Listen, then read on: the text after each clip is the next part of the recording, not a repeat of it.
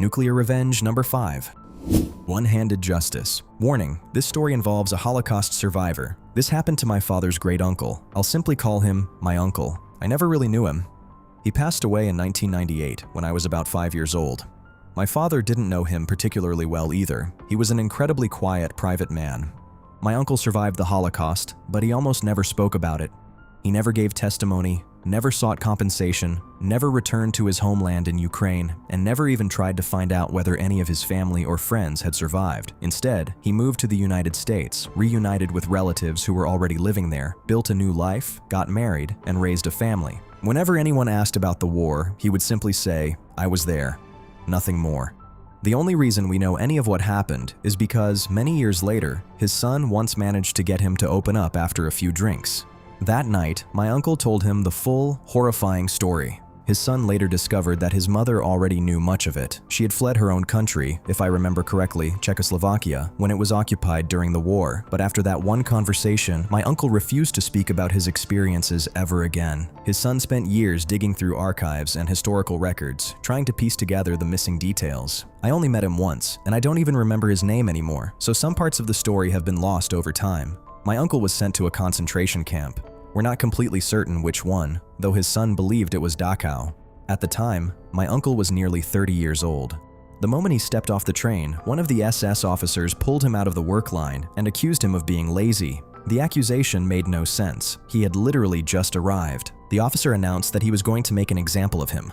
Without another word, he drew his saber and chopped off my uncle's left hand. Then he ordered him back to work. Laughing, the officer walked away while my uncle lay bleeding into the snow. The other prisoners did everything they could to keep him alive. They cleaned the wound as best they could and shared what little strength they had with him. But the injury became badly infected. He was constantly sick, weak, and barely able to stand. The only reason he survived was because the other prisoners secretly helped him complete his assigned labor.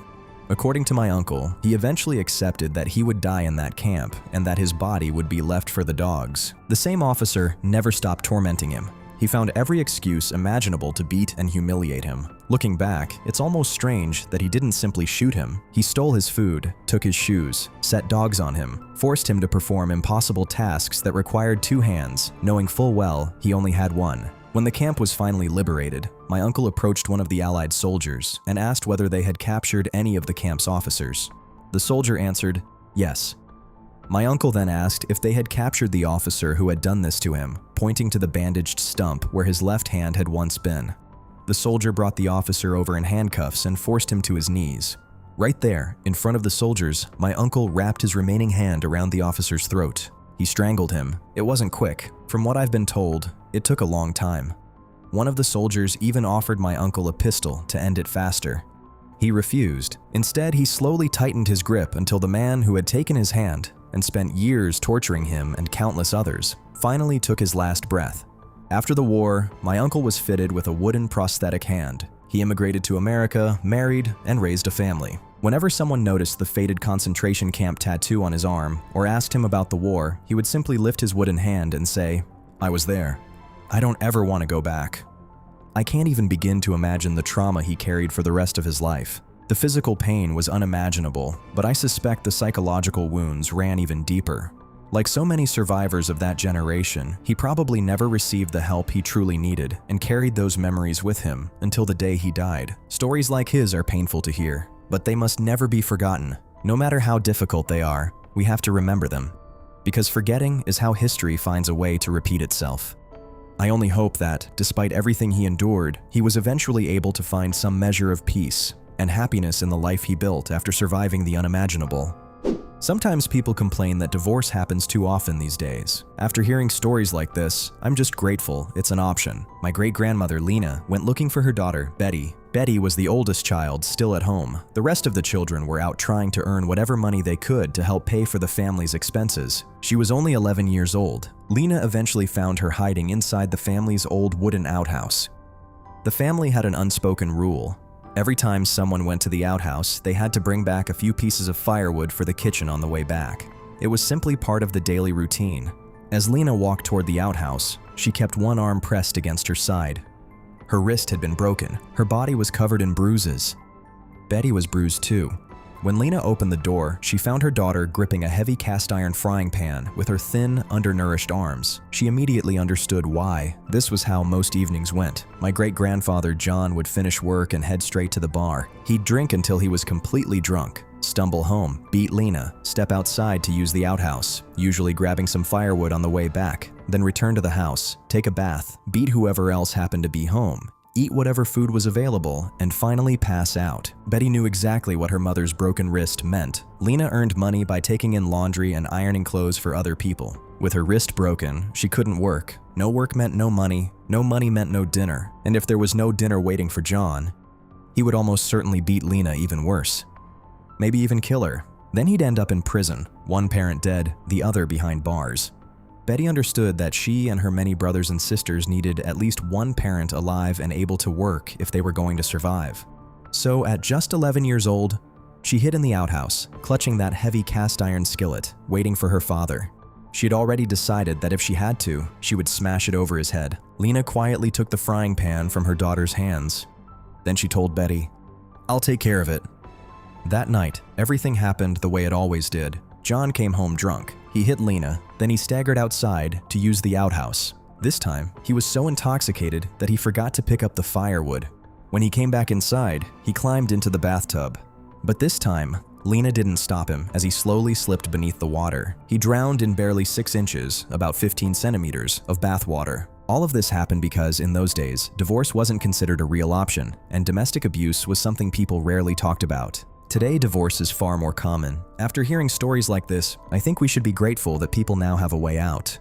I'll probably burn in hell for what I did, but I don't regret it.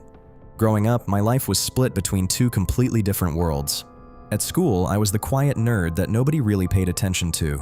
Outside of school, I ran with a rough crowd and was constantly getting into trouble. Drinking, fighting, drugs, pretty much everything you'd expect.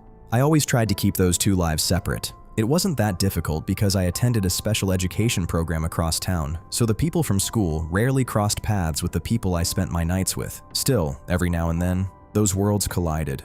One day during shop class, another student grabbed the loose Velcro straps hanging off the back of my sneakers. I fell hard. He ended up in the hospital. That incident led to court hearings, counseling sessions, and more than enough trouble to make me realize I needed to stop reacting to every little provocation.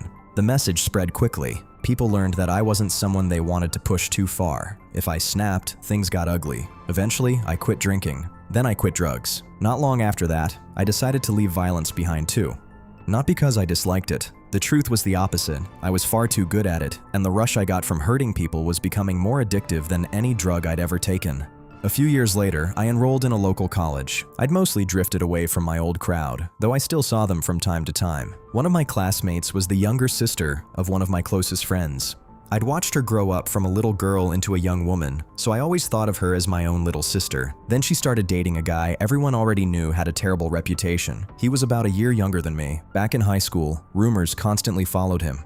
People said he'd harassed girls in the hallways, but nothing ever happened because he was the football team's star player. Later, he lost his college scholarship. Officially, it was because of his grades. Unofficially, people whispered that there had been multiple serious accusations against him that somehow disappeared. I warned her. She didn't listen. One day after class, I walked up to him and made one thing very clear. I told him that his girlfriend was like a little sister to me, and that he'd better treat her right. Not long afterward, she suddenly stopped showing up to class. About a week later, I stopped by her parents' house to drop off my lecture notes. That's when I learned what had happened. According to her family, he'd drugged her drink during a school event and assaulted her while she was unconscious. He abandoned her beneath the stadium bleachers, where she was eventually found. She was left with severe physical and emotional trauma. That was the moment I decided I was going to make him pay. I knew exactly where he parked his car. One day, I skipped class and waited for him. When he finally walked toward his vehicle, I confronted him. After the assault, I left him seriously injured and disappeared before anyone arrived. Later, I visited the victim's older brother, who was serving time in prison.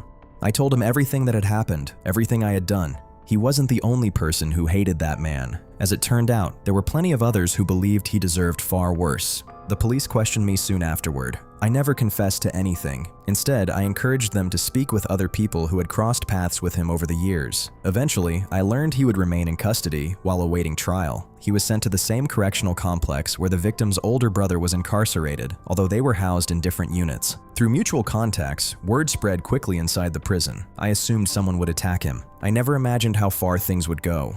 Not long afterward, I heard he'd been brutally assaulted by several inmates. Weeks later, he died from complications related to an infection. By then, there was nothing left for me to do except help my friend's sister rebuild her life after everything she'd endured. Do I believe what I did was right? I honestly don't know. I know I'll carry those choices with me for the rest of my life. For years afterward, the nightmares never stopped. Maybe that's punishment enough. Maybe it isn't. Who knows? Update. I left out a number of details in the original version, partly because I wanted to keep the story from becoming even longer, and partly to protect the identities of people who never asked to be part of it.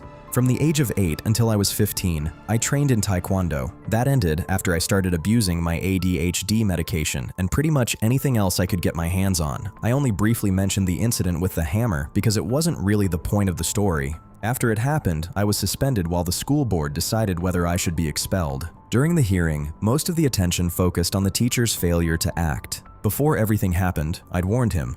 I told him he could deal with the situation, or I would. He didn't. So I did.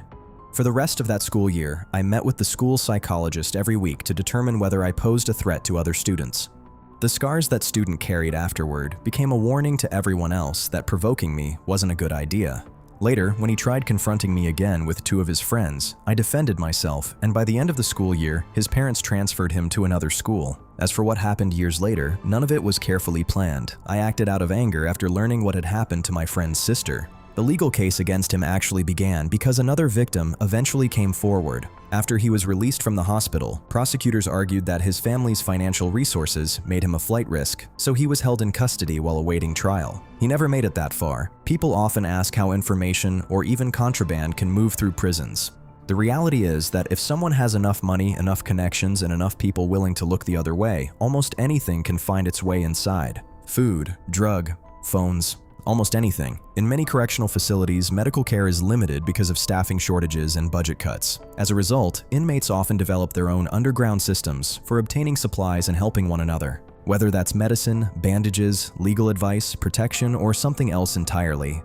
Inside prison, almost everything has value. If someone wants it badly enough, there's usually someone willing to sell it. Thank you so much for watching all the way to the end. If you enjoyed this story, don't forget to like the video, subscribe to the channel, and turn on notifications so you don't miss the next episode. If you have any thoughts about what happened, let us know in the comments below. We'd love to hear what you think. Thanks again for watching, and we'll see you in the next story.